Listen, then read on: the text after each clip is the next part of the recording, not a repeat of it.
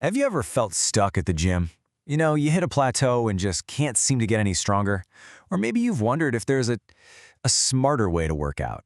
Well, the secret isn't just about lifting heavier. It's about understanding the science of how your muscles work. So, over the next few minutes, we're going to break down the fundamental rules your body follows to build strength, so you can turn all that effort into real, lasting results. It seems pretty straightforward, right? You lift heavy things and you get stronger. But underneath all of that, there is a really fascinating biological process going on. So what are the universal rules that actually dictate how muscles grow? Let's dive in and find out. So here's our game plan. First, we're going to get really clear on what strength even means. Then, we'll get into the 3 golden rules that your muscles absolutely live by. After that, we'll look at the practical blueprint for designing a workout, explore the different ways our muscles get the job done, and then finally, we'll tie it all together to see how this builds a stronger body for life. Every good plan starts with a really clear goal. And when it comes to fitness, that goal is improving what we call muscle performance. But what does that term actually mean? Believe me, it's way more than just being able to lift a heavy box. Okay, so at its very core, muscle performance is about the ability to do work. And in physics, work is just moving a force over a certain distance. Simple, right?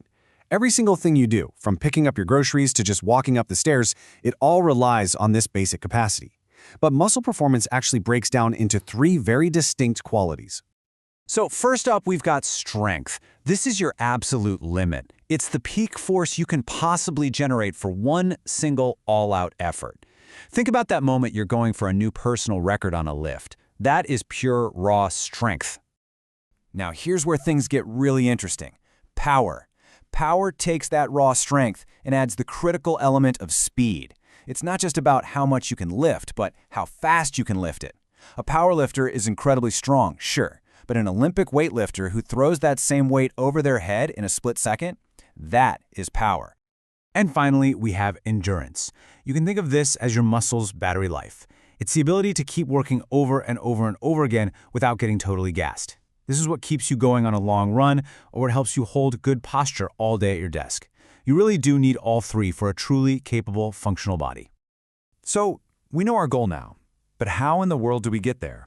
Well, luckily, our bodies aren't some kind of mystery box.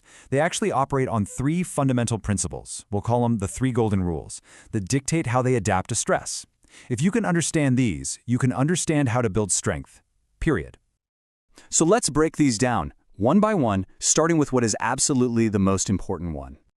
Okay, the big one, the overload principle. This is the absolute bedrock of all progress.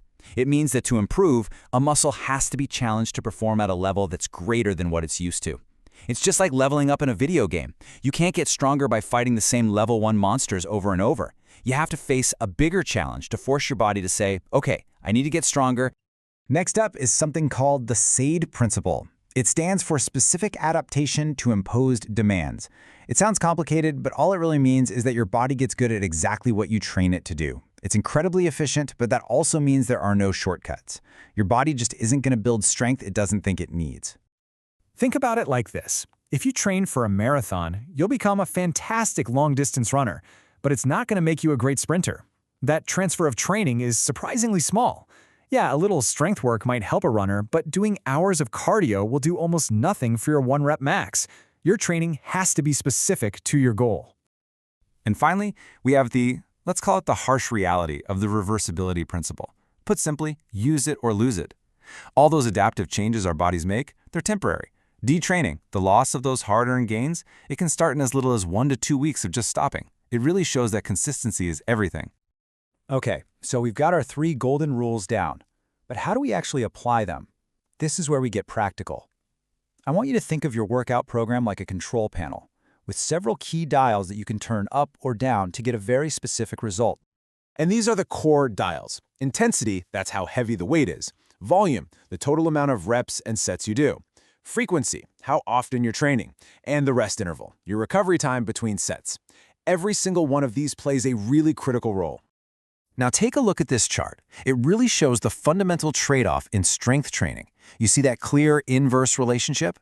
When the weight is super heavy, say 90% of your max, you can only lift it a few times. But when you drop the intensity way down to 60%, your rep count just shoots up. Every single workout is a balance of these two factors. And this is exactly why your goal completely dictates your workout. If you're going for pure strength, you train with heavy loads and low reps. If you want endurance, you flip the whole script. Light loads, high reps. You're sending two totally different signals to your body, and remember, it's going to adapt specifically to the one you send it most often. So we've covered the principles, we've covered the variables. Now let's just go one level deeper into the actual mechanics. How does a muscle work during an exercise? It turns out there's more than one way for a muscle to contract and do its job. There are two main types. An isometric or static contraction is when your muscle is generating force, but its length isn't actually changing. A perfect example is holding a plank or pushing against a wall that won't move.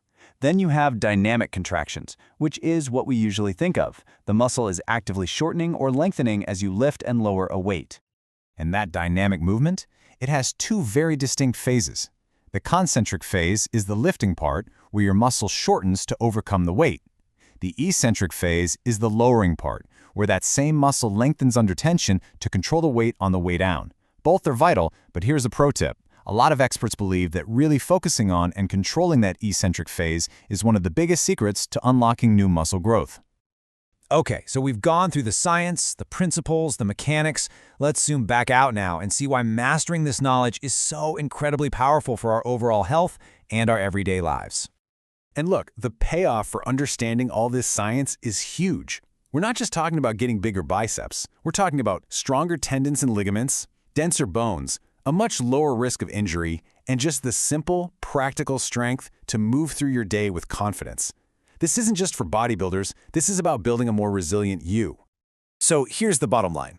Your body is the ultimate adaptation machine. Every single day, it is responding to the demands you place on it, whether that's training for a marathon or sitting at a desk for 8 hours. The only question left is, what are you asking it to adapt to?